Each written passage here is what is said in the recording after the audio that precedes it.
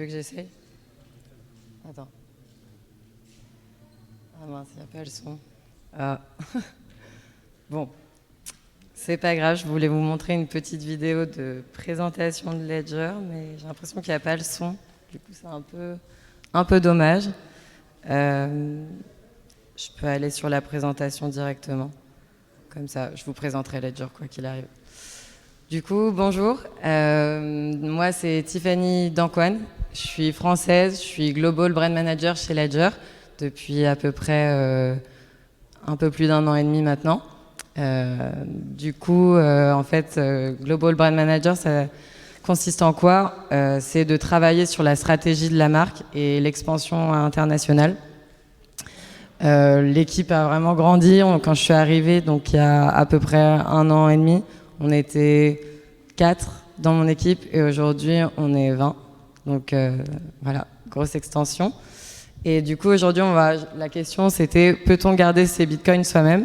Donc, je suis ravie d'être ici et de pouvoir vous parler de ce sujet parce que c'est la question que moi je me suis posée quand j'ai intégré un peu le monde de la crypto. J'ai trouvé ça un petit peu effrayant d'acheter, en fait, de mettre de l'argent sur un site qui est finalement comme une banque ou même un simple site dont on connaît même pas en fait les autorités.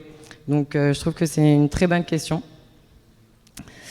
Du coup, donc, je pense qu'il a posé la question, mais vous pouvez lever la main si vous connaissez Ledger, à peu près. Donc, il y en a qui connaissent pas du tout. Et parmi vous, est-ce que vous avez un Ledger? D'accord, donc c'est parfait. Donc je vais pouvoir vous parler un petit peu de l'histoire de Ledger, ce que c'est, nos produits, la création de la boîte et aussi nos valeurs. Donc en fait, Ledger, ça a été créé du coup en 2014, presque, Joe. Aujourd'hui, on a vendu presque 6 millions d'hardware. Quand je suis arrivée, on était à même pas 4, donc en même pas 2 ans, on a vendu plus de 2 millions d'hardware. Et je pense que c'est dû à l'évolution de la crypto et du Web3. On voit aujourd'hui qu'il y a énormément de hacking et je pense que c'est bien d'être sensibilisé à ça. Donc je vais en parler aujourd'hui. Et donc ça, c'est un petit récap. On est maintenant plus de 800 employés. On est répartis sur plusieurs pays, donc la France, on a un bureau à New York, un bureau à Singapour, un bureau à Londres, un bureau en Suisse, et on a aussi 8 représentants de marchés locaux, pas encore en Afrique, mais c'est une des ambitions d'avoir un représentant pour du coup l'Afrique qui sera certainement basé au Nigeria. Donc à propos de nos produits, en fait, on est globalement connu pour le hardware. Donc je vais vous expliquer aussi ce que c'est un hardware plus tard dans la présentation. C'est vraiment notre produit phare et on en a plusieurs versions. On a le LNS Plus et le LNX. Donc pour vous montrer à peu près ce que c'est, j'en porte un sur moi. C'est pas quelque chose qu'il faut faire parce qu'il faut normalement le garder en sécurité. Ça c'est plus pour le côté fashion. Du coup voilà, ça ressemble à ça. C'est une petite clé sur laquelle en fait on peut sécuriser ces cryptos, mais pas seulement ces cryptos, c'est NFT aussi, donc tout ce qui est assets digitaux. En parallèle au hardware, on a créé, en fait, on n'est pas simplement une entreprise de hardware, on a aussi une entreprise de software. On a créé une application qui est connectée en fait au hardware et qui vous permet d'interagir directement avec cette clé.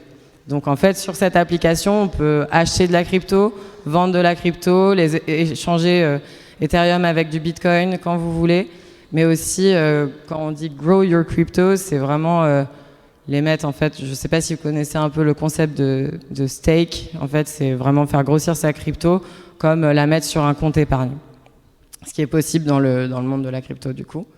C'est une application en fait avec laquelle on travaille avec énormément d'acteurs du système de l'écosystème Web3. En fait, vous allez jamais acheter directement avec Ledger. On vous met en contact avec les meilleurs partenaires au moment où vous voulez le faire pour avoir les frais les plus bas.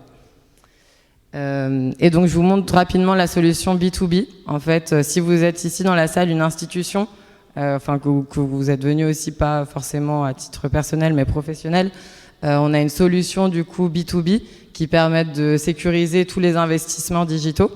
Et la différence avec le hardware normal, déjà c'est que physiquement c'est pas le même hardware, mais c'est que vous avez plusieurs gouvernances.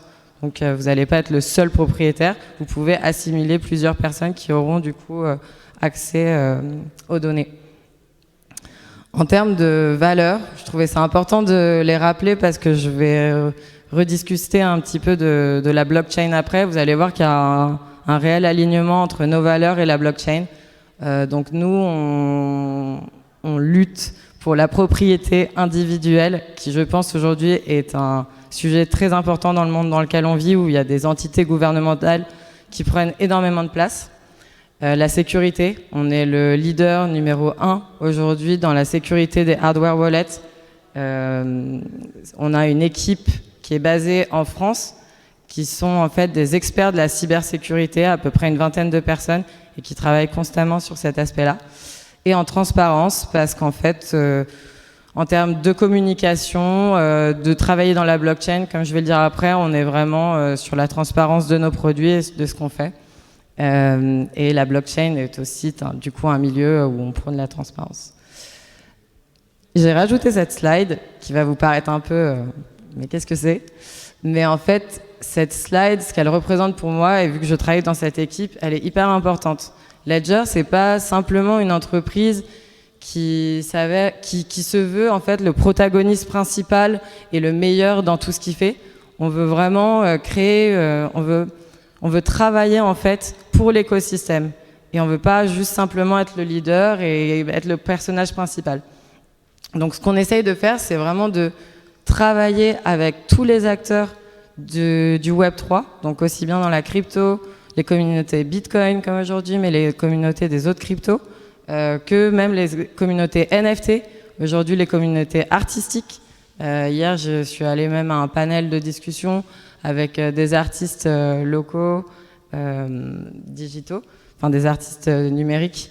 C'était hyper intéressant et en fait c'est vraiment ça l'ambition et je pense la vision qu'il faut garder de Ledger, c'est qu'on n'est pas simplement une boîte tech, on est vraiment une boîte qui se veut expérientielle et culturelle. On veut accompagner toutes les communautés qui souhaitent se développer à travers du coup des éditions limitées, des collaborations, des événements. Donc si vous avez des projets, n'hésitez pas à venir m'en parler après, bien évidemment. Donc maintenant, je vais un peu repartir sur les principes de la blockchain parce que je sais que dans la salle, il y en a qui sont novices à ça et qui sont débutants. Donc je pense que c'est pas mal de les rappeler, même si vous en avez entendu parler hier, donc je ne vais pas m'éterniser là-dessus. Mais donc pour revenir, la blockchain, du coup, enfin le Bitcoin a été créé en 2008 par du coup Satoshi Nakamoto, tout le monde le sait. C'est du coup la naissance de la première monnaie digitale et donc ce qu'on appelle la Bitcoin blockchain. Aujourd'hui, il existe d'autres cryptos dont on va certainement pas parler, c'est pas du tout le sujet, mais qui sont du coup d'autres blockchains. Donc les principes de la blockchain, comme vous le voyez, par rapport à ce que je disais avec Ledger, on est vraiment aligné là-dessus. Et je pense que déjà le premier principe est super important, c'est la décentralisation. Donc en fait, la blockchain, on passe vraiment, toutes les transactions qui sont faites passent d'un point A à un point B, et vous ne pouvez pas rendre A est égal C, enfin que le B devienne le C. En fait, il est impossible que quelqu'un intervienne entre une transaction. Et c'est vraiment la force de la blockchain aujourd'hui. La sécurité, en fait, du coup, la blockchain a été créée, vous savez, sur une sorte de record book, là où vous avez donc toutes les règles, et personne ne peut changer ces règles aujourd'hui. Et public, parce qu'en fait, aujourd'hui, la blockchain, et c'est vraiment l'avantage de ça, il faut le retenir, c'est que c'est open source. C'est-à-dire qu'aujourd'hui, toutes les transactions qu'on fait, tout le monde peut y avoir accès. Donc on peut pas, en fait, on peut pas avoir ce problème un petit peu que de vol, de données, etc. Tout est tracé de manière publique. J'ai apporté ce concept, je ne sais pas si on en a parlé pendant la conférence ou pas encore, mais c'est un concept hyper important dont on parlait aussi mercredi justement de la différence entre les clés privées et les clés publiques. Et je pense que Ça va vous faire un peu comprendre ce que c'est Ledger et les enjeux d'avoir un Ledger. En fait, la clé privée sur la blockchain, c'est vraiment ce qu'on détient. Donc c'est le nombre de cryptos que vous détenez sur la blockchain.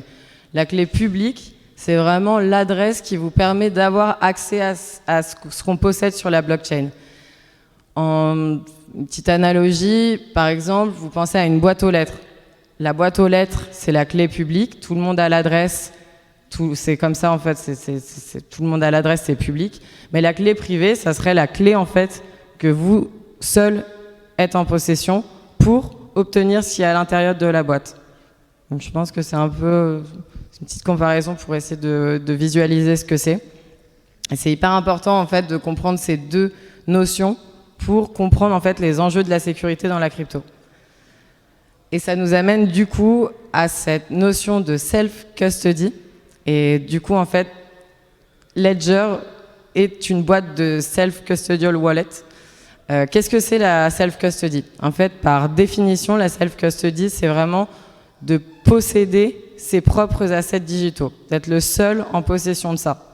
Donc en fait, vous devenez un peu vraiment votre propre banque et il faut vraiment voir ça comme un droit universel.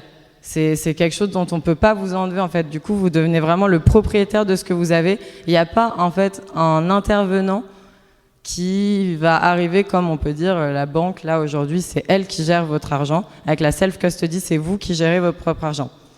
Donc, c'est un concept énorme dans le Web3 et très, très important, étant donné le nombre de hacks qu'il y a aujourd'hui dans cet écosystème.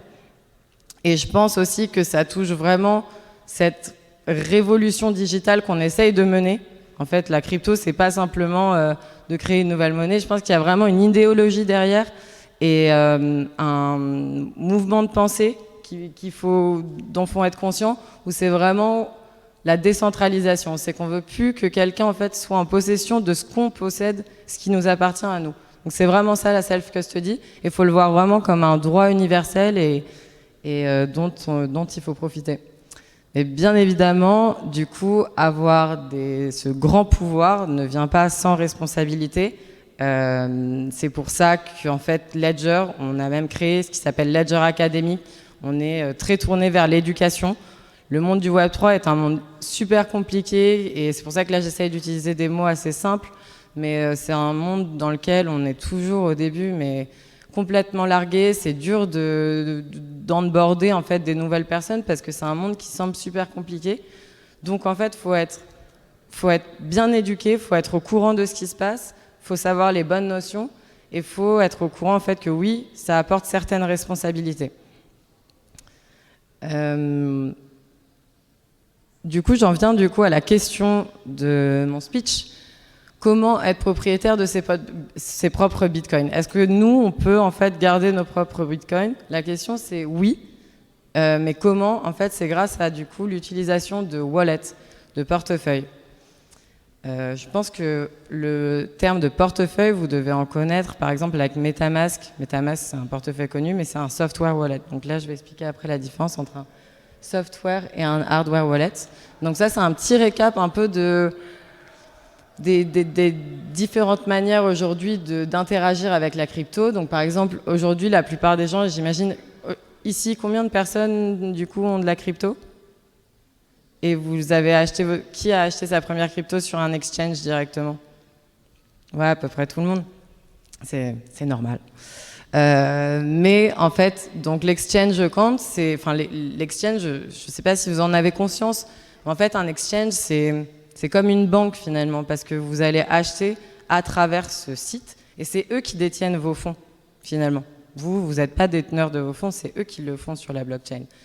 Et il y a un gros drama qui s'est passé il y a 3 semaines, je ne sais pas si vous avez suivi, mais dans le monde de la crypto, il y a FTX qui est du coup une entreprise, qui était un exchange, un des plus connus, qui avait à peu près 8 millions d'assets achetés sur sa plateforme, et en fait qui s'est complètement crashé, et aujourd'hui ils ne peuvent pas rembourser les 8 millions de crypto, donc, de dollars, ouais. Ouais, exactement, 8 millions de dollars, donc c'est énorme. Donc en fait, ce type de scénario, ça vous prouve juste que les exchange accounts sont vraiment pas des bases sécurisées et dans laquelle en fait on peut faire entièrement confiance.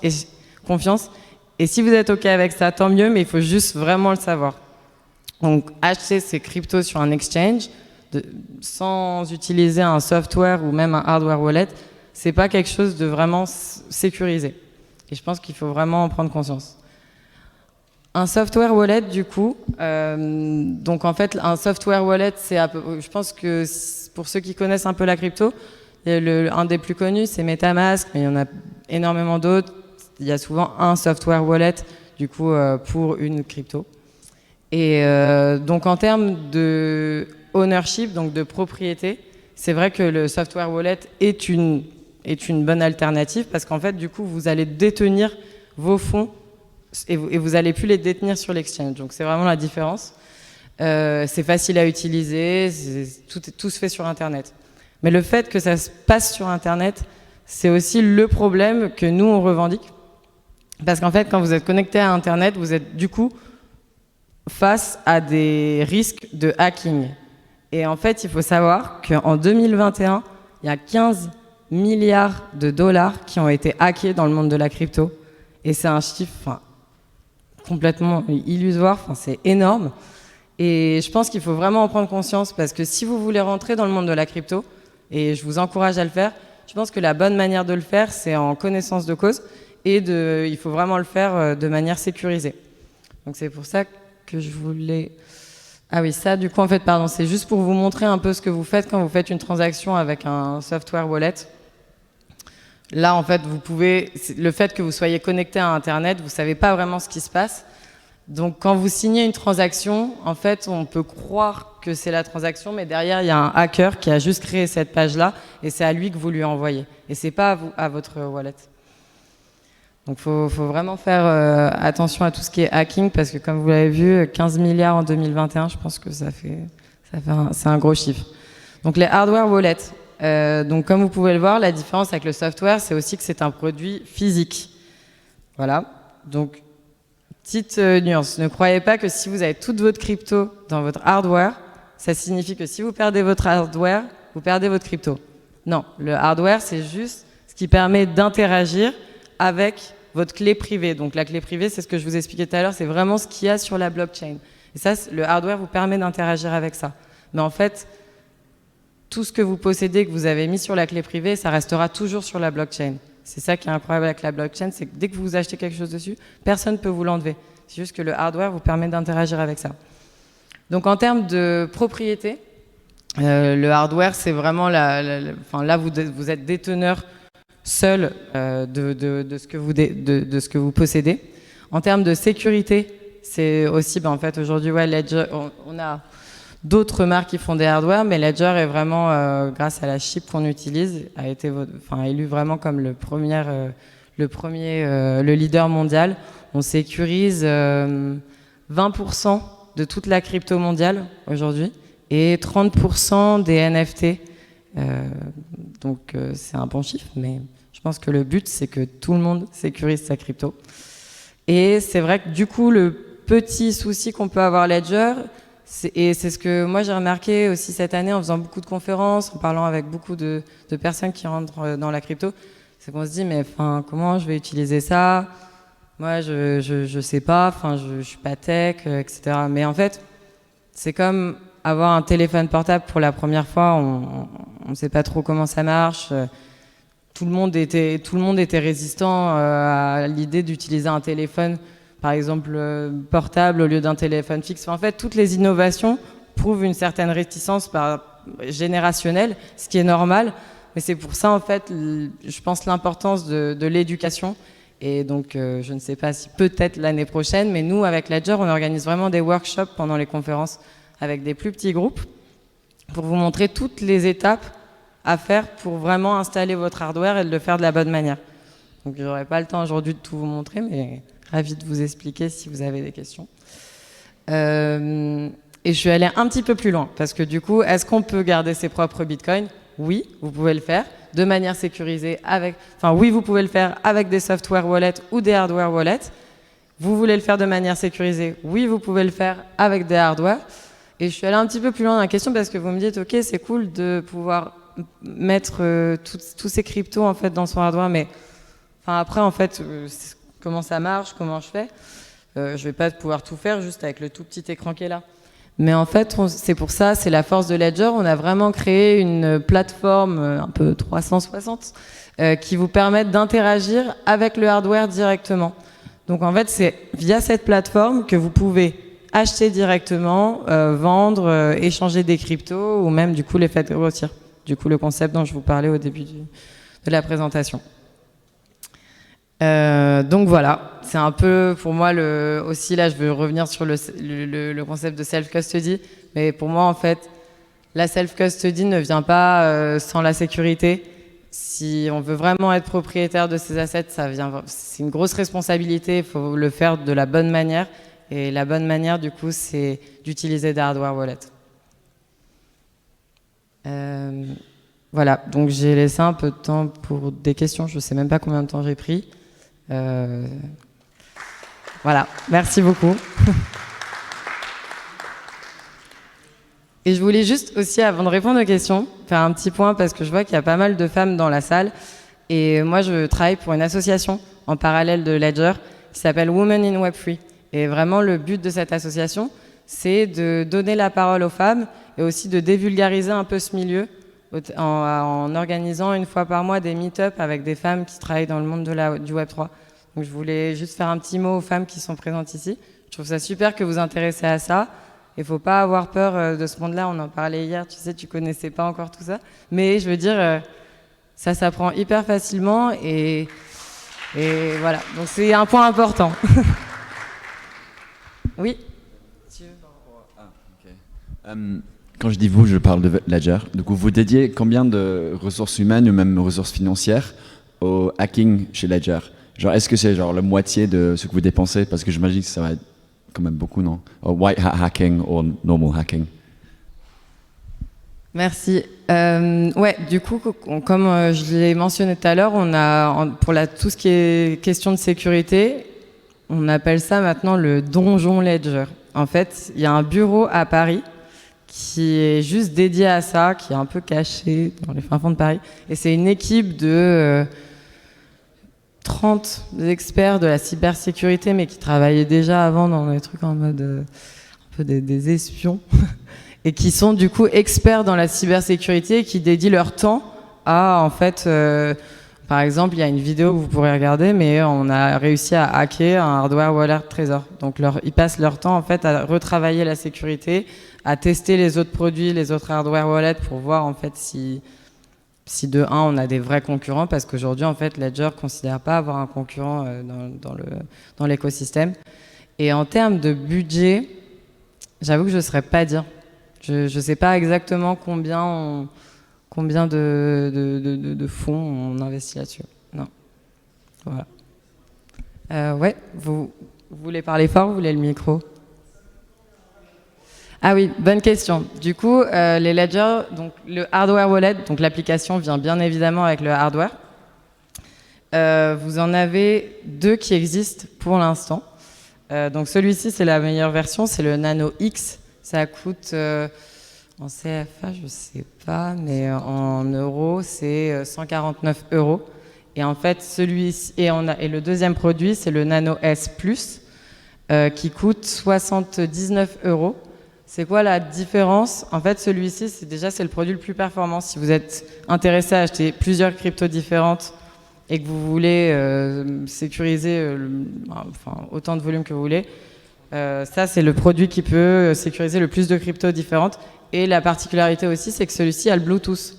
Donc en fait, si moi j'utilise le Ledger Live, vous savez l'application que je vous montrais, sur mon téléphone, j'ai pas besoin de brancher le petit câble du hardware directement sur mon téléphone. On peut le faire en Bluetooth. Alors que l'autre produit, il n'y a pas le Bluetooth, donc il faudra toujours, dès que vous voulez faire une transaction ou utiliser votre hardware, il faudra le brancher avec le câble sur le laptop, sur l'ordinateur. Ouais.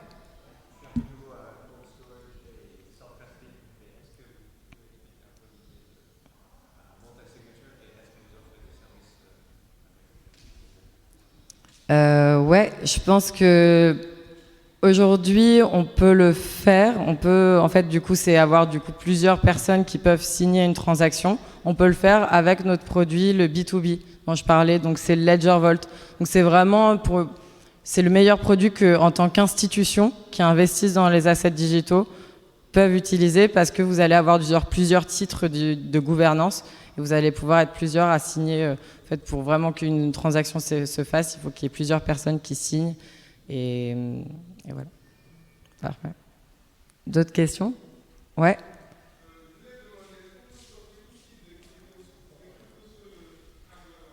Ouais, au début je voulais pas trop mentionner ça parce que d'habitude quand c'est une audience un peu Bitcoin, il faut pas parler trop des autres cryptos. Mais oui. Vous pouvez répéter la question pour l'audience.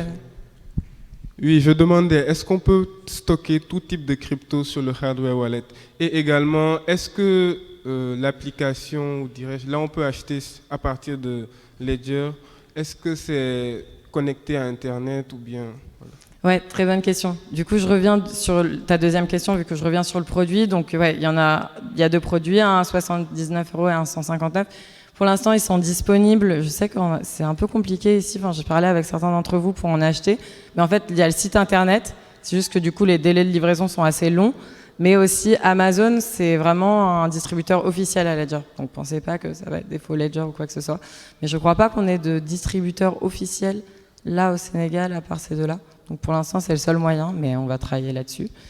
Et du coup, ton autre question, c'était à propos des différentes cryptos qu'on peut sécuriser.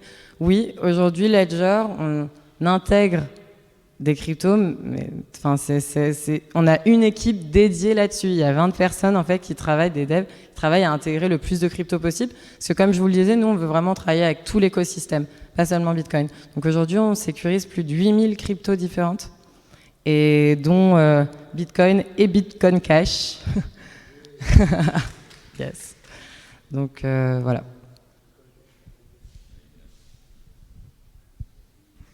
Bonjour. Bonjour. Et merci pour votre brillante présentation. En fait, désolé, j'ai pris le train en marche. En fait, je voulais savoir, donc, depuis quand est-ce que Ledger, donc, bon, je ne voulais pas faire de recherche avant, depuis quand vous êtes dans le milieu, et aussi, depuis que vous y êtes, est-ce qu'il a été répertorié des cas de hacking ou quelque chose comme ça? Merci. D'accord. Oui, donc, Ledger, la boîte a été créée en 2014, donc il y a pas mal de temps. Et moi, à titre personnel, je suis rentrée dans la crypto il y a 2 ans. 2 ans pile. Parce que vraiment, j'étais avec des gens qui étaient fans de crypto. Et c'est vrai que la crypto a ce côté un peu d'évangélisation. En fait, les gens vont vraiment venir en parler, c'est hyper intéressant. Et la première fois, moi, justement, que j'ai entendu parler de Ledger, c'est parce que j'ai acheté, du coup, sur un exchange. Et j'ai dit à mes amis, mais enfin, là, je mets 100 $ aujourd'hui sur un exchange, sur un site. Et puis, quand on n'est pas dans le monde de la tech, au début, on se dit, mais c'est quoi ce site, en fait? Je comprends rien. Du coup, je me suis dit, mais je peux pas sécuriser, faire une transaction de manière plus sécurisée. C'est là qu'on m'a parlé de Ledger. Et donc je me suis dit, ah mais trop cool. Donc c'est là en fait que j'ai commencé l'aventure avec eux. Et aussi du coup, je pense qu'il faut bien comprendre qu'aujourd'hui, l'aspect sécuritaire, il est hyper important parce qu'aujourd'hui, vous mettez 100 €, 100 000 CFA, n'importe. Peut-être que dans 5 ans, ça va pas représenter que 100 €. Donc vous êtes bien contente que ça soit sécurisé quand la crypto, elle monte. Pour l'instant, on est en bear market, mais quand on sera en potentiel reboom, on est bien content d'avoir sa crypto sécurisée. Et en termes pour ta question sur le hacking, il y a eu une sorte de fuite en 2017, je crois, avec Ledger par email. Mais comme je vous le disais, en fait, les assets digitaux, ils sont toujours sur la blockchain. Personne ne peut les enlever. Ce qu'on peut, quand on vient vous hacker, c'est vraiment qu'on va créer une sorte d'interface artificielle quand vous allez faire une transaction qui est du coup fausse. Donc en fait, vous allez penser que vous envoyez de la monnaie sur un wallet et en fait, le hacker a mis une page entre les deux et il a mis son wallet. vous perdez vos fonds directement. Mais non, en fait, Ledger, c'est vrai que c'est pour ça qu'aujourd'hui, on est les leaders. Enfin, moi, je suis fière de travailler pour une boîte comme ça parce que c'est un produit innovant et fiable et sur lequel les experts travaillent constamment.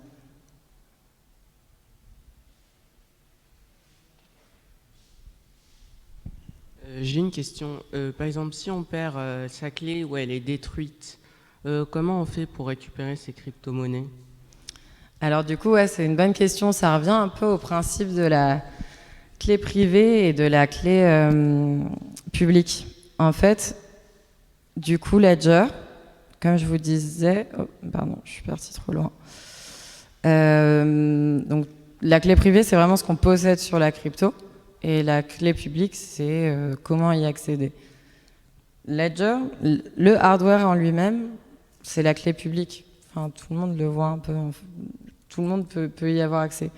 Mais en fait, il nous permet d'accéder à la clé privée. Mais si, en fait, on perd le hardware, c'est pas grave. La clé, on s'en fiche, en fait. Quand vous allez activer votre hardware, vous allez avoir une série de 24 mots différents qui vont s'afficher sur le petit écran. Et c'est ça, ce qui vous donne réellement accès. C'est ça, en fait, qui vous donne vraiment accès à votre clé privée. Donc, si je perds le hardware, on s'en fiche parce qu'en fait, tant que vous avez les 24 mots, on a justement le donjon dont je vous parlais, l'équipe de cybersécurité, eux, ils peuvent retracer en fait votre portefeuille. C'est les 24 mots qui sont importants, c'est pas le produit physique. Par exemple, on peut même, si vous avez par exemple de ce hardware, je mets des cryptos dessus, j'ai mes 24 mots, c'est vraiment les 24 mots qui sont importants. Je peux même demander à Ledger de prendre en fait un autre hardware, je sais pas, j'en achète un orange, et je lui donne les 24 mots. Et en fait, du coup, ça va directement se connecter au hardware. Le hardware, c'est juste ce qui permet d'interagir avec sa crypto. C'est pas la clé privée. On enchaîne avec 2 dernières questions. Bon, bonjour. Bonjour. Ma question est de savoir pourquoi préférer Ledger que Trust Wallet. Que lequel? Trust Wallet. Trust Wallet? Ouais. Avec Trust Wallet, je peux stocker des cryptos dans mon téléphone et ne pas le connecter sur Internet.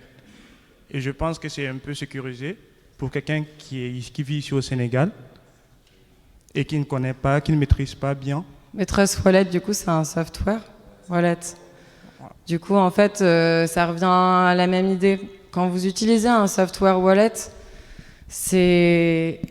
oui, vous êtes propriétaire, c'est ce qu'il faut faire, il faut utiliser un wallet, donc déjà c'est la bonne étape d'utiliser un software wallet, mais vous êtes toujours connecté à Internet, et c'est ça, en fait, le fait d'être connecté à Internet, parce que quand vous utilisez le Trust Wallet, c'est cool parce que vous l'utilisez directement sur l'ordinateur, mais du coup, vous laissez votre wallet constamment à des risques de hacking parce qu'il est connecté à Internet. Et c'est ça, en fait, vraiment l'avantage du hardware, c'est de pouvoir décentraliser et vraiment de pas être constamment connecté à Internet et du coup être face à ces risques de hacking. Oui. Tu peux déconnecter d'Internet, oui.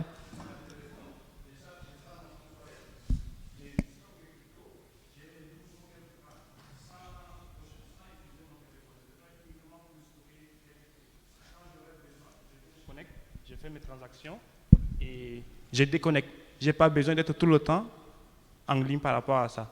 Oui, mais en fait, le simple fait que ça soit le software wallet en lui-même est un site qui est maintenu sur Internet, en fait. Et donc, le fait que tu n'aies pas c'est pas le fait que ton téléphone soit débranché à Internet. Même si tu débranches ton téléphone d'Internet, le software en lui-même reste connecté à Internet. C'est comme ça qu'il vit, en fait. Exactement, il est toujours hébergé dans un service. Toi, ton téléphone ne le sera pas, mais le téléphone, au final, c'est quoi? C'est juste l'interface pour accéder à ton wallet. Ça, c'est constamment, en fait, online. Du coup, c'est toujours, quand on dit, tu sais, un software wallet, je ne sais pas si tu as entendu parler de ces termes, mais c'est quelque chose de on-chain, c'est online. Le software wallet, c'est vraiment quelque chose de off-chain. Du coup, c'est vraiment qu'on déconnecte. Et c'est... Mais par exemple aussi, juste pour venir un peu plus loin, Ledger, pour pas dire aux gens d'arrêter d'utiliser un peu leur software wallet, nous, on a intégré en fait, maintenant, enfin les software wallets, c'est pas nos ennemis, hein, c'est des partenaires, on a intégré pas mal MetaMask déjà dans le Ledger Live. Donc vous pouvez, si vous connectez votre software wallet avec votre hardware wallet, vous pouvez continuer à utiliser votre software wallet. Et si les comptes ont été connectés avec votre hardware wallet, tout ce que vous ferez sur votre software sera sécurisé. Dernière question, parce que c'est la pause. Ok. Bonjour. Bonjour. Bon, j'aimerais savoir que si Ledger pense bien s'implanter en Afrique, surtout ici au Sénégal, avoir des points de vente pour des gens qui veulent vraiment acheter Ledger sans passer par des commandes via l'Internet. Parce que nous, ici au Sénégal, on aime vraiment aller sur place, acheter sur place, et pour qu'on nous explique aussi comment on l'utilise. Parce qu'il nous faut ça, vu avec l'affaire de FTX, tout un chacun a besoin d'avoir une clé privée pour pouvoir stocker ses crypto-monnaies, mais surtout des explications avec des mots qui ne sont pas aussi techniques, des mots simples. Ouais. Parce que nous, on en a besoin avec des mots simples. Mhm. Voilà. Moi, je suis investisseur depuis maintenant plus d'1 an, mais je n'ai pas de clé parce que je ne sais pas utiliser ça.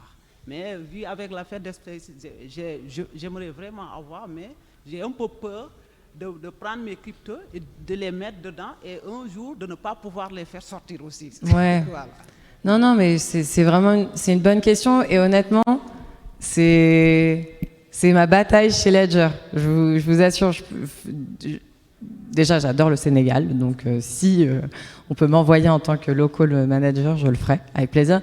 Mais en fait, même hier, j'ai le CEO de Ledger qui m'a envoyé un message et qui m'a dit comment ça se passe. Est-ce que tu peux me donner un feedback sur en fait les besoins de la population? Et il me disait donc déjà la moitié des gens au final connaissaient pas ce que c'est un hardware, mais pour les gens comme vous qui savent ce que c'est, je lui ai dit vraiment la barrière à ces personnes-là, c'est l'accessibilité aux produits. Donc c'est vraiment quelque chose dont on est conscient, dont on veut travailler, mais ce qu'il faut prendre en compte, c'est que c'est le problème sur plusieurs pays. Donc en fait, on fait step by step. On n'a pas non plus des fonds illimités. Donc en fait, en termes de stratégie aussi, par exemple là sur 2023, déjà c'est super parce qu'en fait moi je travaille avec l'équipe internalisation. Du coup on travaille vraiment sur quel marché on veut conquérir entre guillemets et aider, apporter des ressources, apporter de l'éducation, apporter des points de vente, apporter des collaborations, enfin vous aider vraiment à développer là-dessus. Et donc déjà, ce qui a été validé la semaine dernière, c'est l'implémentation au Nigeria. Donc en termes d'ambition sur l'Afrique, c'est déjà un super first step. Moi, je trouve ça super. Et bien évidemment, on a l'extension après de s'étendre plus en Afrique. Et je pense que de toute façon, un point de contact sera du coup établi au Nigeria. Et ça sera quelqu'un qui sera très flexible et qui pourra aller un peu sur les autres marchés en Afrique. Mais en termes de points de vente, pour l'instant, franchement, je peux rien promettre parce que je ne sais pas. Mais c'est bien entendu. Et ça sera répété et amplifié. Voilà. C'était la dernière question, malheureusement. Merci beaucoup à Tiffany. Ouais, merci beaucoup. Merci Donc, et merci à l'organisation. Au nom de l'équipe des Dakar Bitcoin Days, on tenait à remercier Ledger parce que quand on avait eu cette idée de faire les Dakar Bitcoin Days, on ne nous connaissait pas. Mais quand même, ils ont bien voulu nous sponsoriser. Et ça a commencé par une Sénégalaise qui travaille là-bas, qui s'appelle Nafissatou Ndiaye. Elle vous a parlé d'une équipe qui se charge d'intégrer les cryptos dans Ledger et les programmes managers là-bas. Et là, je suis en train de parler aux filles qui sont notamment dans les filières tech. Tout à l'heure, il y avait eu un panel sur les opportunités dans le monde du Web3. Ça, c'est une image qu'il faut retenir. Et donc, Tiffany aussi pour sa compréhension. Et pour finir, Joe, parce qu'il a fait un travail de lobbying aussi. Donc, Tiffany, si tu as un dernier mot. On va le battre dimanche, c'est pas grave. Donc, dernier mot, c'est bon. Merci à tous et c'est vraiment un plaisir d'être là. Je vous assure que je vais même demander ma mutation sur le territoire africain. Non, mais c'est super ici. Il faut vraiment valoriser toutes les ressources que vous avez ici. Nickel. La suite du programme, c'est quoi? On prend une pause de 30 minutes. Donc les speakers vont aller manger. Vous aussi, je vous conseille d'aller manger au niveau du restaurant à côté. À 14 h, on reprend dans les 3 salles. Je vais vous dire tout de suite quel est le programme. Comme ça, ça sera simple. Est-ce que vous avez téléchargé le programme sur votre téléphone? Non? Ils auraient dû vous le faire. Donc, vous avez, au niveau de la salle de conférence, Vladimir Fomené, donc, qui est contributeur au niveau d'un outil qu'on appelle Bitcoin Dev Kit, qui va vous parler de contribuer dans l'écosystème open source du Bitcoin. Ici, c'est Baba Carlo qui va nous parler de Bitcoin et des 40 ans de recherche qui ont précédé Bitcoin. De l'autre côté, on aura une vidéo où c'est nous qui discutons avec Obi. Obi qui est le créateur de Fedi, un de nos sponsors. Ils sont en train de recréer en fait le système de tontine sur Bitcoin. Et enfin, on aura aussi une vidéo sur comment miner à la maison, mais c'est en anglais. Ensuite, à 15 h, on se retrouve tous au niveau de la salle de conférence. Il y aura des démos, il y aura une vente aux enchères, parce qu'il faut qu'il y en ait. Vous pouvez payer en Bitcoin ou bien en CFA. Ensuite, il y aura une cérémonie de remise des prix pour les gens qui ont participé au hackathon, parce que depuis hier, il y a des gens qui sont en train de développer des choses intéressantes. Ils vont venir présenter ça. Et enfin, il y aura une cérémonie de clôture. Donc voilà, merci à toutes et à tous.